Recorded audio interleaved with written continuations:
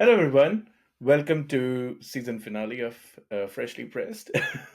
This is an exciting episode for me because we have a lovely Australian creator on the show with us today, all the way from Ballarat, Victoria, on a very fine Sunday, Shaun Sunday.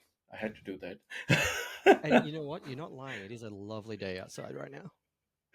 It's not that lovely in Sydney, but I think with great guests like yourself, it's always fine. Welcome to the show, Sean. No, thanks for having me. I've been excited to have a chat with you for a while since I started. Well, we've been chatting online for so long now. I know. So, Sean, tell us a bit about yourself, your background as an artist, as a person, as an artist, and how you got interested in comics, the Yeah. medium. Gosh, yeah. It's going back on 20 years now, so 22 years, maybe more. I got my first comic when I was about 11 or 12. My older sister got me some comics. Um, I think before that, I used to my nan for some reason had some of the old Commando comics. I don't know if you've ever read those, but they were like No, real old, like 70s, 80s, black and white army comics. And yeah, she had some of those. Then I'd go to the library. This is back in Wellington, New South Wales. So wow. there wasn't a comic shop. There was barely even any comics in the newsagents, but the library had some of these old ones and old Phantom comics. But I got my first comic myself when my sister went to the news agency in Dubbo and came back with, I can't remember which issue, but it was an uh, late 90s, early 2000s, no, late 90s, yeah, late 90s Green Lantern and Ninjak number zero, the foil cover. Wow. And I think there was a Spawn in there because she didn't know what Spawn was and thought it was appropriate for an 11-year-old. I loved it. And I was already kind of like into comics, and I watched the Batman cartoons and stuff like that when I was a little kid, so I knew where it all came from, but I didn't have access to a lot of it being out in the middle of nowhere. But Hmm. that started something in me, and thankfully, having family that was living in Dubbo and came to visit every couple of weeks, I started getting a not a steady supply, but a regular supply of new stuff to read. It was never the next issue of what I was reading, but I Hmm. didn't care because it was just Yeah. so cool. And then I started on Dragon Ball Z and X-Men and all that sort of stuff on Cheese TV before school. I'd watch X-Men and then hit record on the VHS and run out the door to get the bus so that I could watch Dragon Ball Z when I got home. That's awesome. And Yeah. so I sort of started drawing.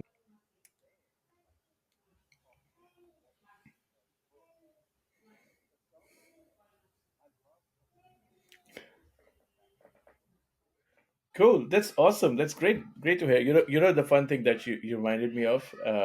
As a kid, I used to draw bootleg comics. So my friends and I used to go and watch this like movie we used to love. Say like, I think I drew the first comics I drew was like Independence Day comic, and we used to just like like just try it from our memory, try to remember some of the scenes that stood out to us, and like just yeah, just try to make comics out of whatever movies we watched. It was so Yeah. much fun.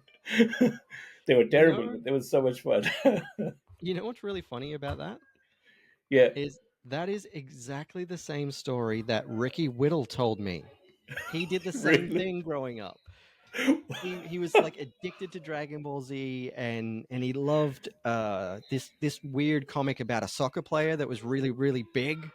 Yeah, And he yeah. said he'd draw like bootleg Dragon Ball Z comics and stuff and sell them to the kids at school, and that's how he got his lunch money.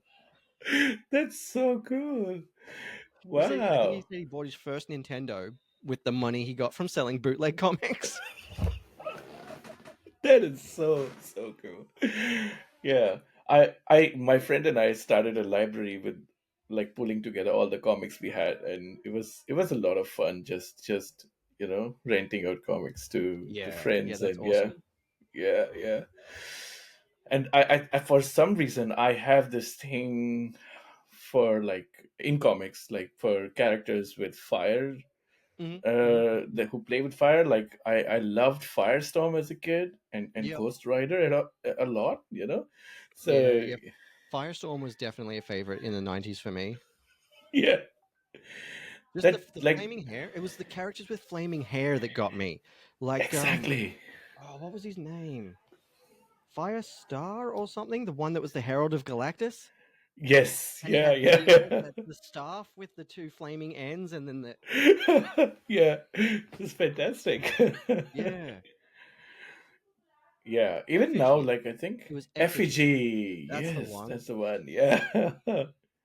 Yeah. Yeah, Like he was gone in the blink of an eye, like in terms of the comics runs, but his design has just always stayed with me.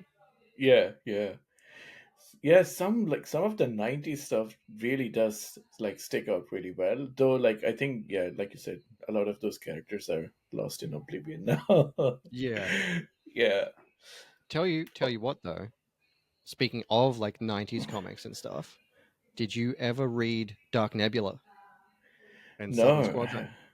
no, haven't read those. You have to Yeah, show it should us. be right here in Yes. this pile. Yeah, here we go. Wow, that's a fantastic cover. That's Yeah, such an this is incredible cover. uh what's his first name again? It's Gary Shalona and David DeVries. Right. Yeah. Yeah, and then Tad, his last name starts with a P. I'm having a mental blank. That did Dark Nebula. Okay. Apparently, he did some new Dark Nebulas a couple of years ago. I got to go pick them up from All Star Comics if they've still got them. Nice. But Dark Nebula, I got one that was like a double, and it was like half that and half Origin of Dark Nebula, and I had a few Yeah. more of those growing up, and I loved it because I was like, oh yeah, here's an Australian super team. Yeah. But when I like reread some of those when I got older, I was like, oh yeah, I shouldn't have been fucking reading this as a kid. Again, it's great, but it's not for Yeah. Not kids. for kids. I know. Like even I know my 6-year-old loves comics, and she picks up stuff like picks up Green Lantern, and Mm, um even like some runs of Teen Titans and Supergirl are like they're so dark, and they're like yeah. meant for like late teens, and like they're like 17 plus Yeah, 18 yeah. You plus gotta you content. gotta really sort of check them out because yeah, there's only like they're Teen Titans. They're not preteen Titans. Yeah, But exactly. but so you got to look for the right ones. Yeah, yeah. There are Yeah. definitely graphic novels for Teen Titans and DC superhero girls that are like age appropriate. They're Yeah, like there really are. good Yeah, yeah. ones. I don't Yeah, know which yeah. ones which runs they are offhand, but I know that they made them. I remember reading some like that when I was a kid. But then at the same time, they were the ones that I was like, "Holy crap, this is intense." Yeah, absolutely. They still talk a lot about like relationships and friendships and things like that. Yeah. So yeah, Yeah, they do just sort of view them through a more like coming of age slash adult lens. Like, now we've got the Titans rather than the yeah, Teen Titans. yeah, yeah, exactly. Awesome. Sean, tell us a bit about your campaign. It's Um, launching next week. yeah, it is next Saturday. Awesome. That's going to be really fun. We're doing a live stream launch party. I mean, you've been to one of my live stream big ones before, which was fun. So it's going to be starting at 4 hours from 7 a.m. Australian Eastern Standard Time, so that all of our American buddies can come and hang out. Um, and the timer will start there and run down. But every time someone backs the campaign, we're going to add 10 minutes. And then Mm, if people back the campaign, they can come and hang out in the chat. And if they tell me they backed the campaign, I will just have a quick look, and they can request a fan art, because that's what I'm going to be doing. I'm going to be doing fan art requests for as long as people keep me live by backing or subbing to Twitch if they're not backing or whatever.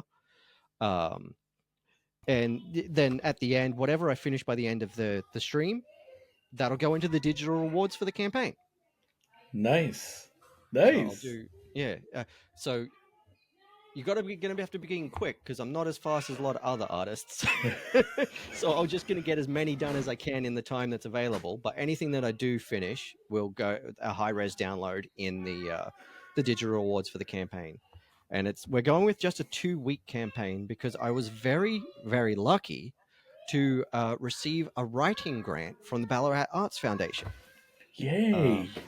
So I got a $900 grant to go towards the cost of printing the comic. So that covers a good chunk of the cost, which is why I'm doing such a short campaign, because I don't need that much more to do the rest of it.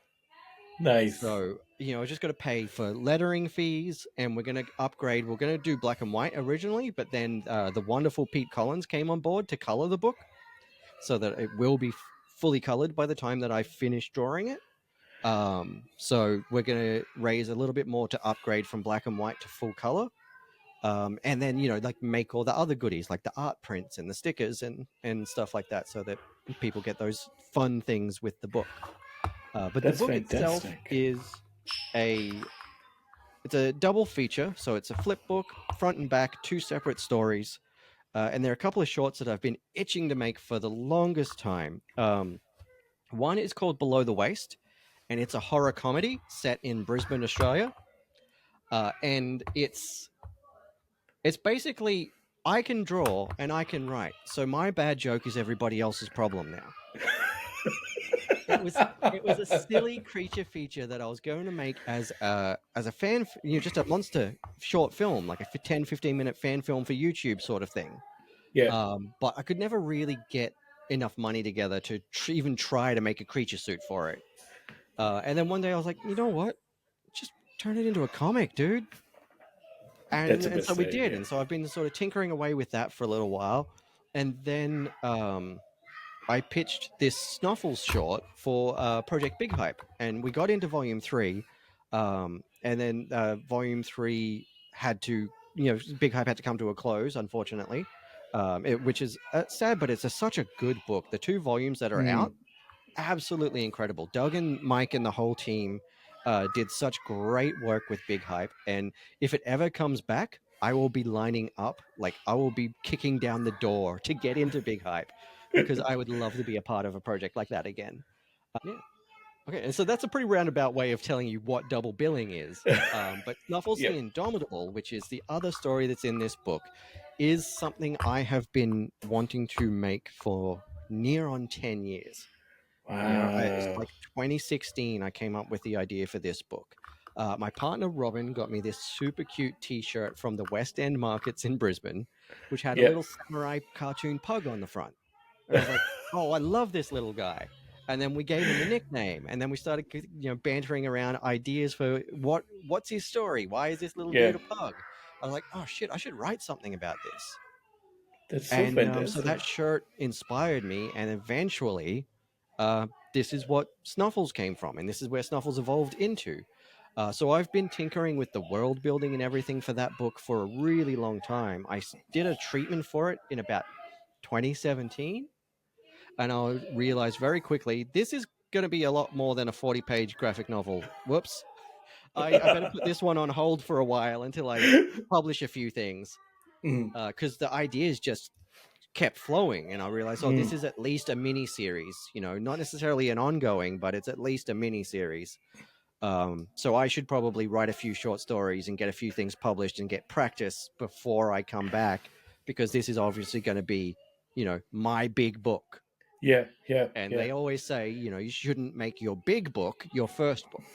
Mm, very true. Because if Very it's true. if it's a book and an idea that you really care about so much, make more books and practice first. and then come back to that story so you can do it justice, do it the best you possibly can. And that's Absolutely. what I did. And so now we're back and we're doing this intro short of Snuffles to let people know who Snuffles is and what he's about. And Yeah, then next year I'll be starting the work on the webcomic version that's because I so don't cool. have the money to make an ongoing series, so I'm gonna just make it a webcomic bit by bit. That's And that'll be awesome. the major focus of my live streams. I'll be writing and doing the world building and doing all the concept art and all that sort of stuff for the ongoing series next year. That's amazing. That's amazing. I really can't wait to actually read the intro so I can keep following the journey of Snuffles, you know? I'm really excited about it. I've actually been batting around ideas with another artist friend of mine at the moment. We might be collaborating on a prequel of sorts. It's a little less of a prequel and more of a prologue. So after this comes out, there'll be another roughly 10-page short, which will tell the actual how Snuffles came to be with the people he grew up with story. Hmm. Hmm. And then the actual story will begin once I finish writing the webcomic. Yeah, yeah. That's awesome. I think there is something fascinating about um, like badass animals in badass poses, like Yeah. just like I think I love Darren Close's Killaroo. Like it's one of Yes. one Yep. of my favorite books to read. Yeah, It's it's a campy, really it's fun fun. genre. Yeah. And as the McElroys call them, abdomals. Yeah, yeah, exactly. Isn't So Yeah, isn't it, there like a manga subgenre based on that? I don't know. probably, Yeah, yeah. yeah, you're probably right on that. I'm not sure off the top of my head, but you are probably right. This is a, and since you mentioned manga, this is a very quick detour because you just reminded me. If you haven't read it, one of my favorite manga that I got introduced to was from Ted Brand and Rose Stein, and they introduced me to a book called Witch Hat Atelier, Okay. and it's really pretty. It's Yeah. such a well drawn book. It's really pretty. And the way they use panels and borders and stuff like that is really clever. It's the first book that's ever made me laugh out loud at how clever a page turn was and what they did with the Wow. framing of the panel. And it's about to get an animated series. Yeah, So interesting. it's I'm really looking forward to that. It's sort of like, it's about a witch school basically, and Nice. all the magic is cast through drawing. You have to draw specific magic circles with specific symbols to be able to cast your spell, and by inscribing them on objects, you can make magic objects and Ah, stuff like very that. And interesting. it's really fun. Yeah, Uh, yeah. That sounds like a fun idea. yeah, And a rich one for both a manga and an anime, to be yeah, honest. and I highly recommend anyone that can go grab it. You can get it in stores, but also you can just get the PDF version, the Kindle version. Nice. It's if you are an artist that likes to do black and white work, this book is like a masterclass in screen tones and line weighting and really fine detail in black and white. It's so nice to look at. Fantastic. There's one I was telling Ennis about this as well. I'm doing a kind of an experiment right now. Trying to read a manga and watch the anime together. Mm, Um, and I don't know if you know, there's a anime called Pluto on Netflix, and the no, I manga don't think for that one. it's a neo noir manga. Oh, cool. It's based on Pluto, the manga, which is so fantastic. Like it's one of the most beautifully drawn books. It starts with a colored page and then goes into like the first page is a Yep. color page and then Yeah, they goes did into that in black and white. Akira in the books too. The first like Yeah, 3 pages were beautifully painted and then went back yeah, into the black and white. yeah. And like you don't miss color in black and white. It's so beautifully done. Like you absolutely Mm, um yeah, I don't know. I was just in awe of the book and the story uh and I was like, and the anime is so beautifully done as well. Like the world is so well built. It's like it's one of the best things I've seen since it's in the vein of what was that, Ghost in the Shell. It's kind oh of yeah, yep, in yep, the yep. vein of Ghost in the Shell, Yeah, in that sense. cool. um Yeah. So that's the most adjacent thing I couldn't think of. Yeah, yeah, But yeah, it's really beautiful. You must definitely. I really dig it. I want to continue and it's a mini series on Netflix. It's not too many. yeah. Oh, cool. I'll Uh, have to check that one out. yeah. I've been looking for some new ones to watch. I just started watching one called Kaiju Number Eight, which is really fun. Ah, nice. I have to check it out. Is it which streaming service is it on? Oh shoot, I can't remember now. It might be on Crunchyroll. Cool. Yeah. I mean, they dominate the market. they have Yeah, they if it's have the not on monopoly. Crunchyroll, it's on Netflix. Yeah, At least in exactly. Australia, anyway. Yeah. I recently saw Disney Plus started adding some anime, so I Oh, was like, cool. okay, yeah. But yeah, like you said, major ones are either Netflix or Crunchyroll. Yeah, So yeah, yeah. And what a lot of people will find, speaking of these animes and stuff, actually, is that when they're reading the Snuffles book, as you can see in that full colored one, that was like a direct tribute to Toriyama. yeah, And that bottom sketch, which I've got to finish up as well, is sort of another Toriyama tribute. But I used nice. to practice drawing by drawing the Dragon Ball Z characters when I was like 14, just Yeah, relentlessly. And then I started trying to train a lot of that out of myself to draw more Western style so I could try to get, big two work when I grew up. And then I realized how hard it is to get big two work. So I've just started trying to focus on doing my own thing. And with the Snuffles story this time around, I am allowing myself to bring in a lot more of those Toriyama instyled elements into the work. Um, so you'll that's you'll see fantastic. in the colored sample page, like the way that I've done the dust clouds and stuff like that, Yep, is very much inspired by the way that he drew clouds and smoke and all that sort of thing in Dragon Ball Z. And I've been looking yep, at a lot of Dragon Ball Z while I'm drawing it.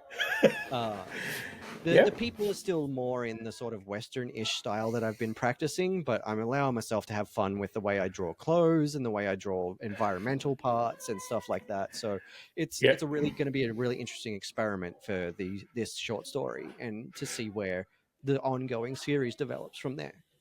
yeah, yeah. I was actually about to say literally that, like the way his pants flow, and like the way Snuffles is dressed up, and the pose and everything reminds me of Toriyama's Dragon Ball. So yeah. Yeah, I drew that shortly after the news about Toriyama broke because I was Oh, just had a lot of feelings and I had to draw about it.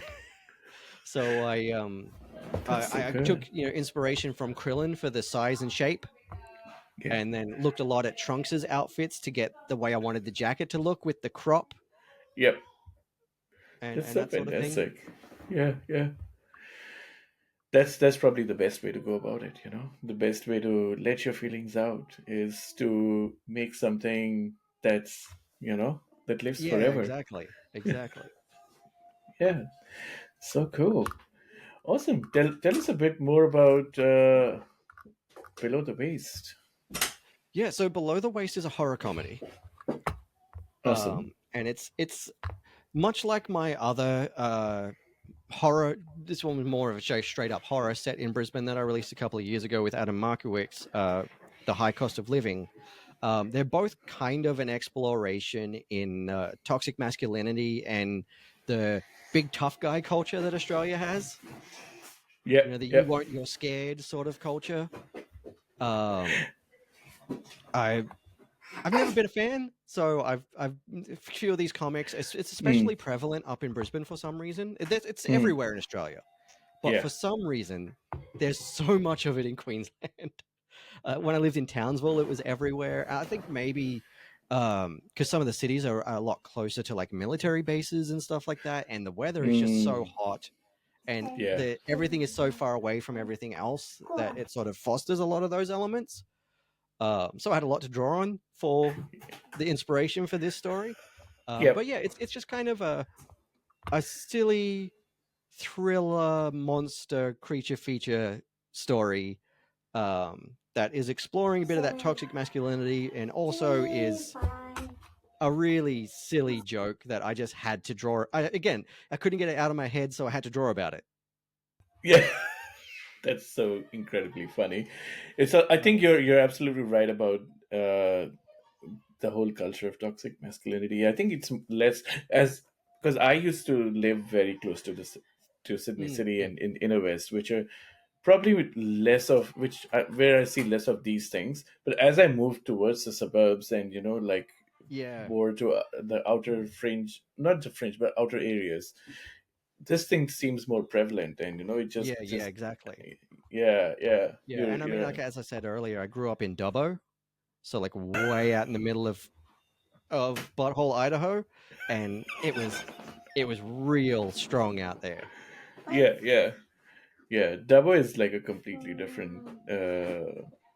I don't know. It's so different. The only times I've been to Dabo, it looks so feels so very different to Sydney and anywhere Mm, in even in New South Wales. Like yeah, it's just essentially, you don't go to Dubbo unless you have family there or you're going to the zoo. yes, yeah. And I haven't been back to Dubbo in over a decade. Oh wow, yeah. It's very different now. It's more developed than before, Yeah, but yeah, it I saw some has photos. A couple of friends passed through there last week and took some photos on their way through, and it's funny about like how much it has grown, but also how much it's exactly the same. yes, It's a weird vibe. yeah. You can feel how bogan it is when you pass through it, or when you've been there for a couple of days. So yeah, yeah, yeah.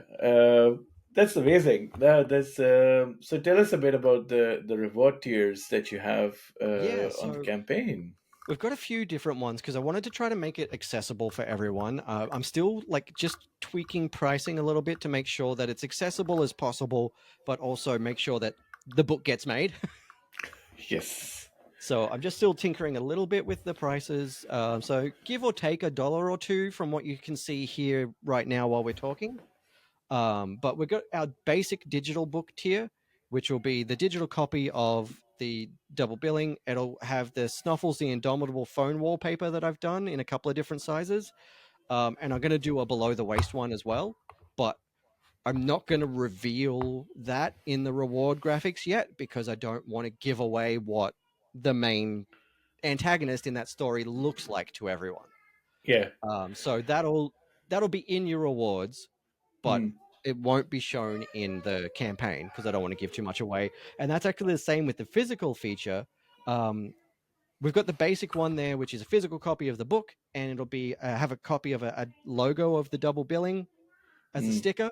Those are on the way, so unfortunately I can't show them today. They'll probably you watch them turn up tomorrow because they've been shipped, but they're not here yet. They're only coming from Melbourne, so they'll be here tomorrow or Okay. the next day. But yeah, everyone will get a physical copy of the book plus a copy of one of those stickers and all the digital awards from the tiers below. And then we'll have the digital deluxe, which is the digital copy of that plus access to my Brainbee Studios back catalog of digital comics and TTRPG releases, Nice. as well as any other releases that I do between now and the end of 2024. Backers will get access to those as well. Um, and as you can see there's the Friends of Brain Beast bonus bundle where a few of my other creator friends have contributed digital copies of their comics for Mm, backers mm. to read and get to know as well. And then there's the one for you, one for them, which is just two copies of the basic book plus the stickers that come with it. And then we've got the physical feature gold class. For the Nice. Australians will know that reference because all the cinemas are gold class here. If you want the fancy ones, I don't know. Yep. I don't know what they call them in America, but all of the event cinemas here, if you want to, Mm. sit in the big cushy chairs and have a drink or whatever while you're watching the movie, you go to gold class. Yes. So that's our premium tier, leaning into that double billing creature feature thing. Nice. So that's going to be the physical copy of the book. It'll be a sticker of that Toriyama piece. There'll be the gotcha sticker is a sticker of below the waist. Mm. Um, but what I'm going to be doing with those stickers in the rewards there is they're going to come in an opaque little envelope or something because that sticker for below the waist is a spoiler. Okay. So it Okay, won't, that's a yeah, cool idea. that's why there's just a circle with a question mark in the middle of it where that sticker will be in the reward tier graphics, because it's a spoiler. That's So very cool. I'm going to put it in an opaque envelope so that you won't see it before you read the book necessarily, unless you get too Hmm. excited and rip it open. But spoiler warning in that envelope. But yeah, there'll also be, the Brainby Studios logo sticker, the No Capes logo as a little sticker for anyone who knows me and knows No Capes. Yep. I've got a little dodgy prototype here of something, so I can show you. Yep. Is I was just prototyping corner box Ah, bookmarks. nice. So it'll be one of these on either side. So this was just the Mm, first prototype, so I could see how it looked printed. I've got to alter the colors and everything a little bit, but whatever the final corner box for the covers is, I'm still tinkering with those a little bit because I can't help yeah. it. That'll be what the bookmark is. The final corner box for Snuffles and the final corner box for the below the waist covers will be that bookmark. Yeah. And then there'll be a nice art print, but I colored and Adam Markowitz drew from The High Cost of Living of the main creature from that book, Mm, and a print of one of my other books that's upcoming called The Network Man. that's Um, fantastic. and that Yeah. one is getting the first story of The Network Man made is our biggest stretch goal. Nice. Wow, that's a fantastic stretch goal because That there you go on that the trading cards there. That's the print. It'll be that Network Man print, but without trade dress. nice. And I'm actually going to be drawing a new Network Man art for the trading card, but that's just sort of an example. Nice. Nice. That's amazing. Not only will we get the existing story done, we will also get a sneak peek of something to come. So that's amazing. Yeah, yeah, exactly. And then of course there's the ultra premium tiers, which is like the sketch cover that you can get, Nice. which will actually be for those playing at home. Since it's a flip book, it'll be 2 sketch covers Right. because it's both sides. Yeah, Uh, yeah, yeah. Here's one I prepared earlier, another prototype. So it'll Fantastic. be a sketch cover on both sides of the book, Both sides. Yeah. and then there's the 2 physical art tiers, which is one is just the standard cover of the book plus an actual pencil drawing on Bristol that you'll get, and then Yeah. the other one is a sketch cover book and pencil art on Bristol. So this will be the Ah. first time I'm ever doing physical art commissions in my career for people. So I'm hoping there's only a limited amount of those so that I don't overcommit. But hopefully some people will pick up a couple of those. But you'll get a proper like A3 Bristol board, pencil drawing, and we'll negotiate what it is that you want drawn on it uh, after the campaign is done. That's amazing. Are And yeah, you? as you got there, the stretch goals, we've got the Adam Markowitz print. Yeah. I'm really excited about that. He hasn't drawn it yet because obviously I didn't want him to draw it until we actually hit the stretch goal. But it's going to be a really cute scene of Snuffles actually getting a little moment of peace. Wow. And I really love Adam's work, so I can't wait to see how he draws this. So I really hope we get to hit that one. I hope we get to hit all of them. I think they're pretty modest stretch goals. I know that the landscape is a bit difficult for Indiecomics right now, so I don't necessarily know if we'll hit all of the stretch goals because the biggest one is 5K. You know, Right. so Yeah. Yeah. we'll see. But that one right there, I would really love to hit. Yeah. Well, who doesn't love a cute pupper? Who doesn't Exactly. love it? Exactly. Yeah. Yeah. That's awesome. Yeah, I am so looking forward to it. I think some of these are like definitely very achievable, you know. I would go on to say like easily up to like 2301 is definitely quite achievable within Yeah, the I'm campaign. really hoping so. Like, if even half the people that backed my last Kickstarter come back because they want to see what I'm doing now, I think we'll hit it. You know, Nice. but I'm not counting my chickens before they hatch. I'm just grateful for every single person that backs, and if we fund, I'm happy. No. No, we you have a backer here for sure. a new one at that. So yeah, Yeah, well, I that's love to amazing. hear it because I'm really passionate about this book, and especially like Below the Waist is something I've been wanting to make for years and years and years. But Snuffles is like the most important story to me that I've ever written. For I can't tell you exactly why, but it just is. Like I sat down to write that treatment, and before I knew it, I'd written several arcs worth of story. That's So amazing. I'm really looking forward to making that webcomic, and so putting this short out so people can get a little tease for the Snuffles world and the kind of technology and creatures and characters that exist in it. I'm really excited about. Yeah, yeah. No, I think I kind of know why it's so important to you. I think one, it ties to something of a life event for you, the one that you mentioned earlier, right? You got a Yeah, T-shirt from your partner, and it means a lot to them and you, and that's one. And I think for Takayama, because your love for Dragon Ball Z, I think that those are two like really. yeah. There's definitely a lot of well, now that you mention it, I think about it. There are definitely a lot of like Dragon Ball Z esque plot beats.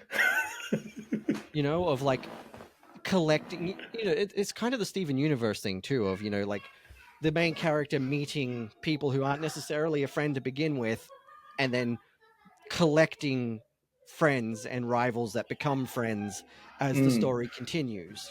mm, that's true. That's true. Well, this is actually a good segue point for me into to send us into the next segment, which is what are the top five pop culture things that you like? Ta-da! One of my Okay, favorite things well, to ask. that's To be not honest. too hard to answer, to be honest. Yeah. It's it's harder to say what my favorite comic is than anything, other than to say that comics is one of my favorite things, because I love so many different genres for so many different reasons. And that's why I started No Capes back in the day, Mm, because I mm, had so much love for all of these books, and I wasn't seeing enough coverage for these kind of cool books that weren't just like straight up reviews that were sort of analyzing them from a sales sort of perspective and stuff like that, more clinical. yeah. I wanted to create just an environment where my fellow creators and I could sit down and just gush about why we think it's cool, because Yeah. I had Yeah. so much love for all these different genres and superheroes. I love my superheroes, but they're covered. There's Yeah. so many other people out there that do the superhero thing. They got it covered. Mm, So comics, it's like comics as a whole. Comics TM is one of my top three favorite pop culture things. yeah. Yeah. Um, I wouldn't say that anime is like top five. Certain animes are though. Yeah. Yeah. Like Yeah. I'm really fussy about what kind of anime I like. Mm, I don't like ones that are too high, full of fan service stuff. yeah. So I even these days, the one of my very first anime was Neon Genesis Evangelion Mm, at 13, wow. because it That's was on intense. SBS late at night, and I was Yeah. like, "Holy Yeah. shit, giant robots! I'm gonna watch this." Yep. And then rewatching it as an adult, it's a great show, but even in the rebuild, there's still a lot of problematic elements. Mm, It's mm, not mm, perfect. mm. Um, so I'm really fussy about that sort of thing. But Akira, Yeah, for sure. top It's one five of the favorite best things. things. Yeah. Yeah, I got the box set for my birthday of the books, and I finally got to read them for the first time. And there was so much more to that world and that story than even the movie could capture. Yeah. But it was incredible. Like that. It went Akira, then Neon Genesis. Like there Yeah. was Neon Genesis was my first series, but I Yeah. actually saw Akira first. It was on the week Wow. before Neon Genesis started airing. Yeah, And I yeah, was like, yeah. what is this? Oh my God, what is this? Holy shit, this is amazing. It's so cool. And so like I've really got a soft spot for, even in like modern shows, anything that evokes those kind of hard sci-fi 90s animation styles, you Hmm. know? uh, modern techniques and whatever, cool, yeah, sure, whatever. But if you can nail those really cool, detailed, like it was amazing the amount of detail they were putting into those movies back then when they had to hand Yeah, animate everything. It yeah, was incredible. So like Ghost in the Shell, Ninja Scroll, Ninja Scroll's got its problematic elements as well, but as far as animation goes, it's a beautiful looking show it and is. movie. It is. Yeah. And so, You know, I used to live in Taiwan before I moved to Australia, and Ghost in the Shell kind of, and I've been to Hong Kong a few mhm, times, mhm.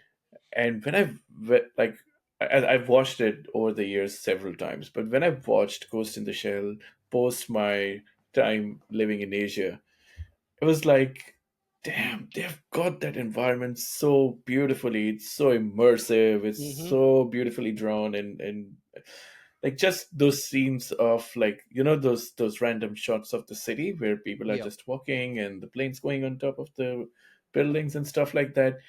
They just That's just beautiful world building right there. Like, it's just so good. Yeah. Sorry, you were saying, I Yeah, no, interrupted no, you. no, no. I 100%. Yeah, it was incredible animation in all those ones back then. So, and then we got this trend for a while there in the 2000s of that really, especially now, dated and rough looking CGI animation.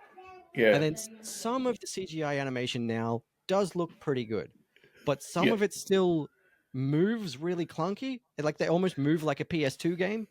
Wow. Like the detail is way more, Yeah, but yeah, yeah. the actual like way everything moves is kind of off, and it doesn't feel like there's any gravity to it and weight when they jump and stuff. It Hmm. feels sort of unfinished. And that's not all CGI animes, like there's a lot out there that are really cool and beautiful. But there was just a trend of that for a while in the 2000s where it wasn't great. And Hmm. so I kind of fell off anime for a while. And then the last few years, Frankie White actually got me into Gundam. Okay. Yeah, Frankie and Fellhound and a few other people kept posting about Gundam, and I was like, you know what? I've never watched this, and those robots do look pretty fucking cool.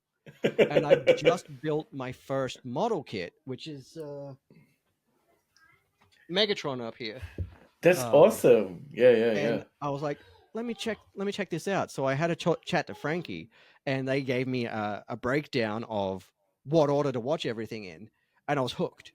You know, you give me a new Gundam that's not one of those like the Gundam build fighters or whatever. Not Yeah, so much into that. I want real Gundam stories in the Gundam worlds.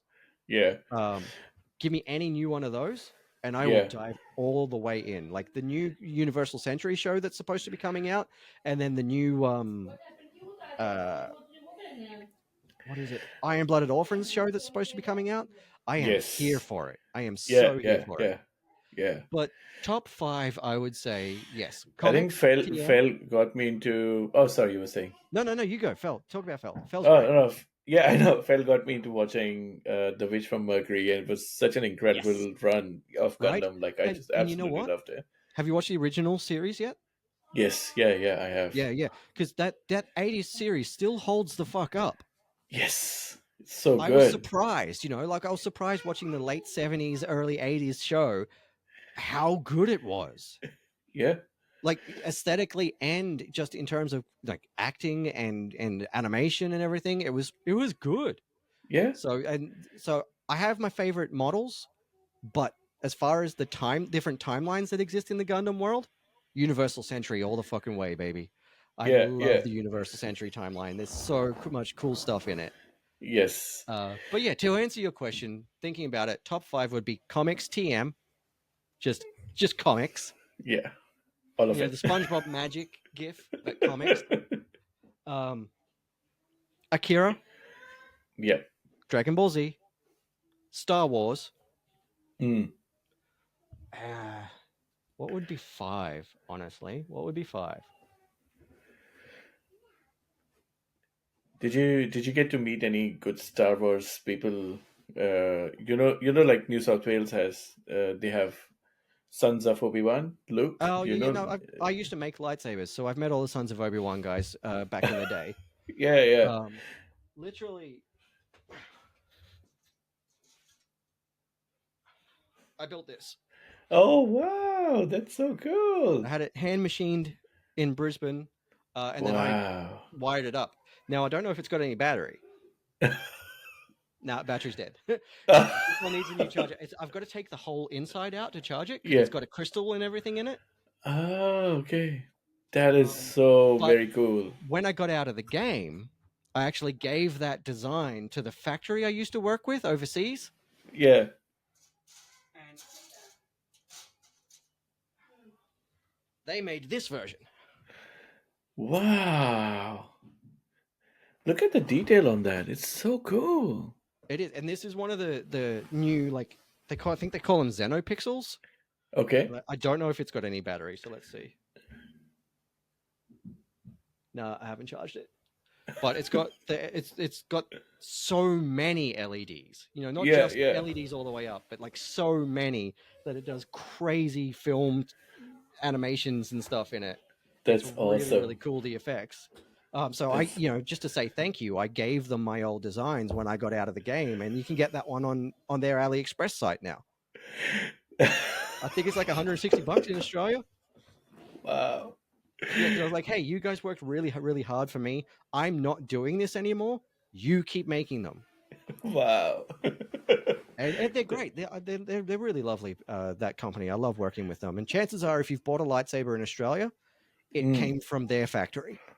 that's Most of the fantastic. Australian lightsaber sellers buy their lightsabers from those guys, and they're really cool. Wow.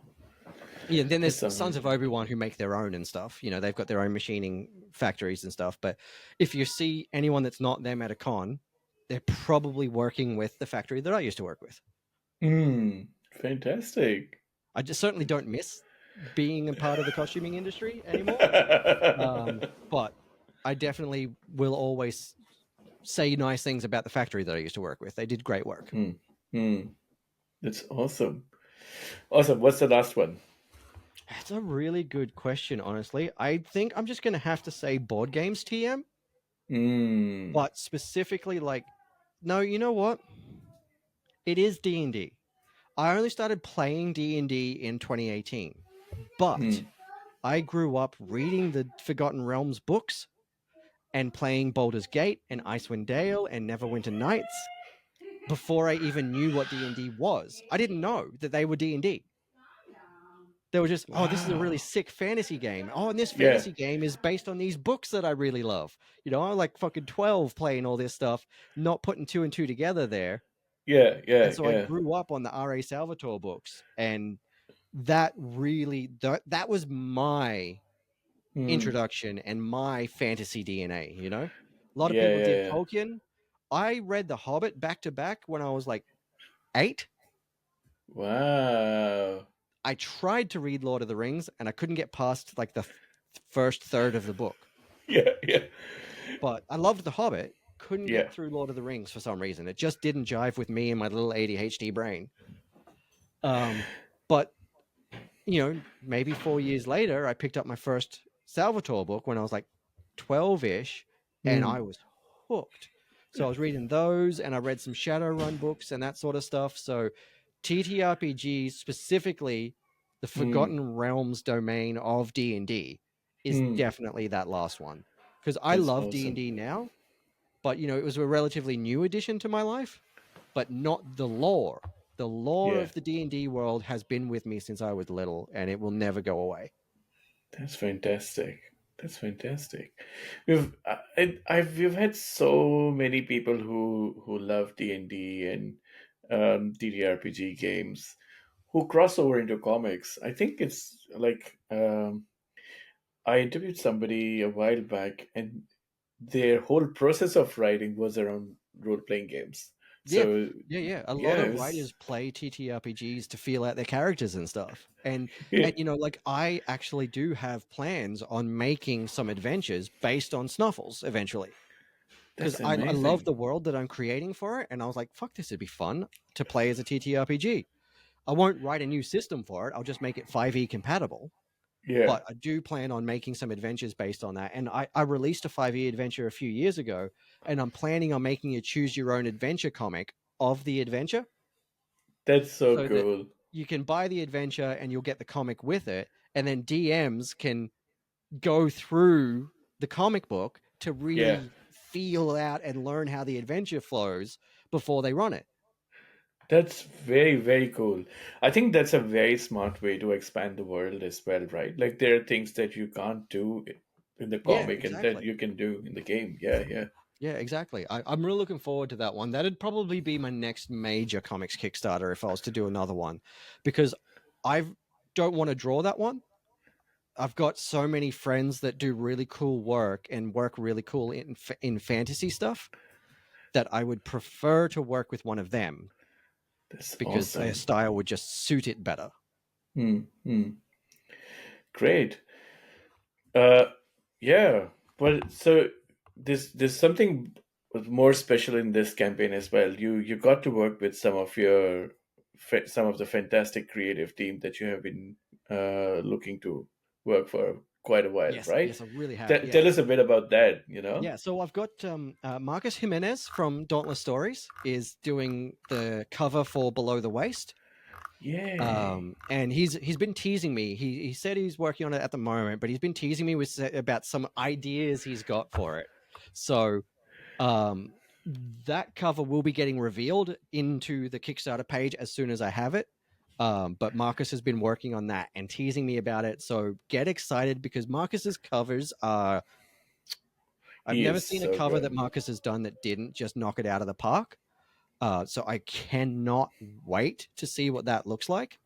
And obviously, Matt Harding does great stuff and they've got a book with a collaborator on pre-launch on BackerKit at the moment that looks incredible, and it's sort of a fantasy book. So Matt is doing an Akira homage cover for me for Snuffles the Indomitable, and it's not the slide Nice. because I've already written the slide into the book. So Wow. he's basing it off one of the movie posters. Right. Because there's several iconic. When I was going through the manga, it Yeah. showed all of the original '80s movie posters and stuff, and there were some incredible ones there. So I don't know which one he's picked. I just sent him pictures of a couple and said, "Hey, these are my favorite posters. Let's do something like this instead of the slide." Yeah. Uh, Yeah. so I'm just waiting to see what that is. So we're launching next weekend, Hmm. and that's just the date that I set, and I'm going to stick to it. So where those things are at, like whether it's pencils or fully finished and colored cover or not, I'm not I'm not sure yet. We'll just see how we go because it's that time of the year and everyone's busy. Yeah. Uh, but we will have something penciled at least for everyone to look at for the covers. And as everything gets finished, I will update it and post updates as the campaign goes on. Campaign's only a nice short one for 2 weeks, but we'll see how that goes. But I'm really excited for both of those covers. And of course, stoked to be working with Tobin Rasico again. Hmm. I love working with Tobin. Tobin lettered my Mothman short with Minerva Fox and the Ryan K. Lindsay short that I illustrated. Hmm. Um, and he does great work. And you can see in the page previews an example of Tobin's lettering for Snuffles over Pete's colors. And Yeah. of course, Pete Collins, Pack Illustration, is doing the colors for the whole book. And Nice. he's told me that he's doing two very distinctly different styles for each story, since one's a horror story and one is a action adventure. So Tobin's done a great job there, and of course, one of my favorite letterers besides Tobin in the entire business. Tobin and Hassan are probably my top two favorite letterers. Tobin is so fast and he always has so much fun with what he does. Hmm. And Hassan has always been one of my favorites as well, especially in the genres of horror and comedy. Oh, So right. when it came to me working on a horror comedy, I had to try my luck and see if Hassan was available. And he's like, "Yeah, sounds fun. This looks like a cool story." Nice. Yeah. So I'm Yeah. gonna have Hassan OE doing the letters for Below the Waist. The letters that you see there is my dodgy ass not knowing how to do anything, just doing a rough cut. Um, I'm just about to send Hassan the fully colored page so that he Hmm. can letter the first page there with the full colors. So when you see the colored version, that will be Hassan's letters. Nice. I've just done a rough lettering pass to make sure that I've got room for everyone to put letters in. Yeah. Yeah. Yeah. Um, but I can't wait. I can't wait to see it because I love Hassan's comedic. sound effects and stuff when he's doing comedy stuff. I love the little Nice. touches that he adds to the different characters' word bubbles. Like if you've been reading Poison Ivy, he adds Mm, just these little flourishes to all the word bubbles. So that's I can't wait to fantastic. see how that looks.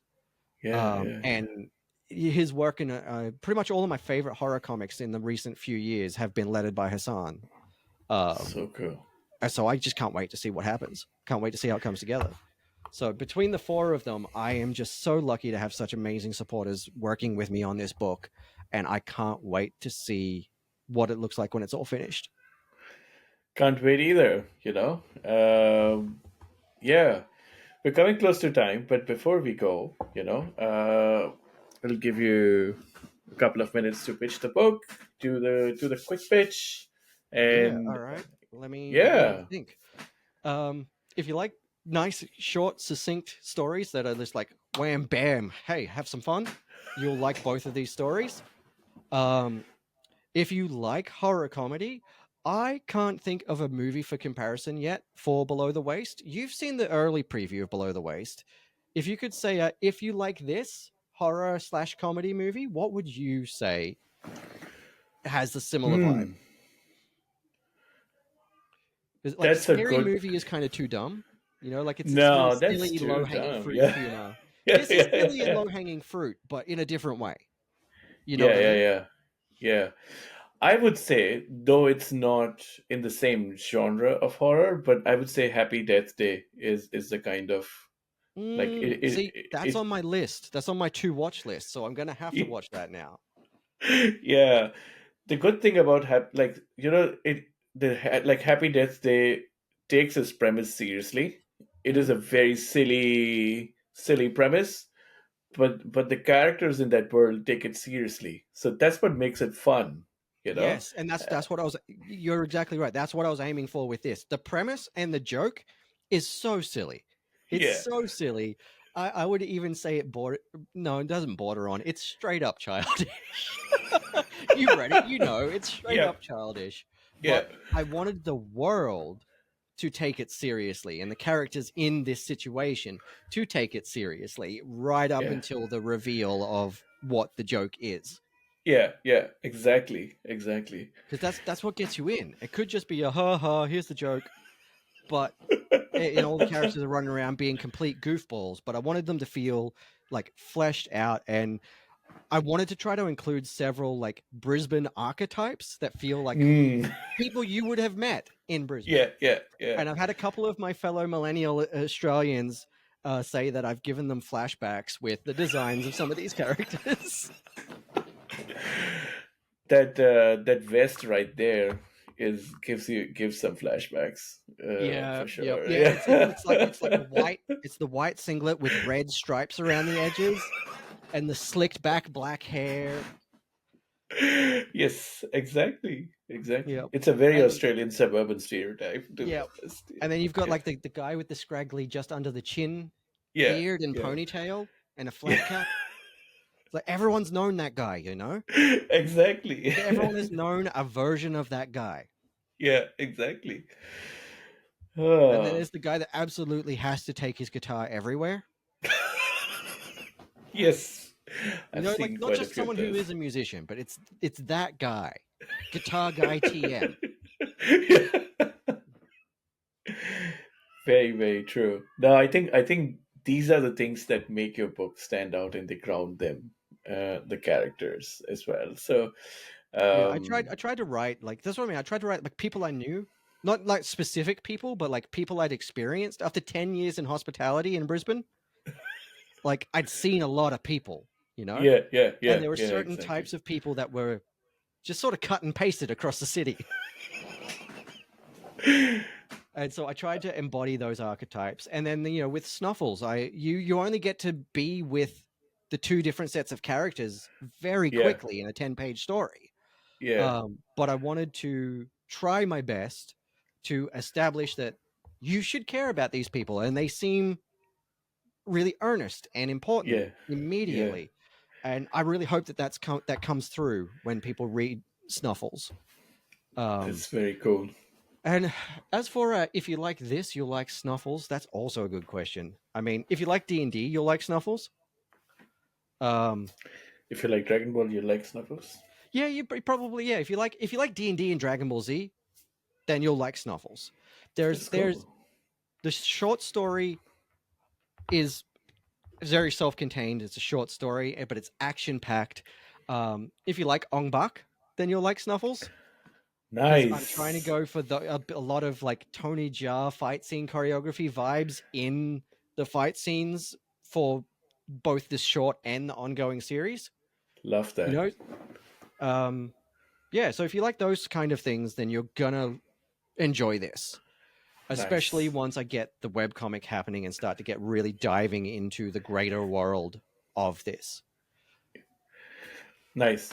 This I really appreciate this for this book as well.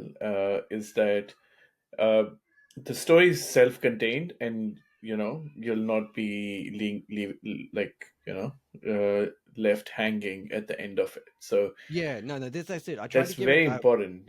a Yeah. resolution at the end. You know, Yeah. like Yeah. we may or may not see those characters again if I decide I like them enough to include them in the story later down the track, but it's not essential that we see them again. It's just Mm. like if I grow attached to them, then they'll probably pop up here and there because Yeah. Yeah. like that you can see in that first page, they're wandering merchants, they're traveling in their caravan and stuff like that. So I can have them turn up Yes. whenever and wherever if I decide I like them enough. Exactly. But Exactly. you won't need to have read this to read the ongoing series, and vice versa. You won't need to know anything else about Snuffles to enjoy this. This is just straight up intro, wham bam. Here is the fully established character. Have some fun. Nice. Nice. Awesome. So yeah, thanks for coming on the show, Sean. Really appreciate your time today. No, thank you for having me. I appreciate it.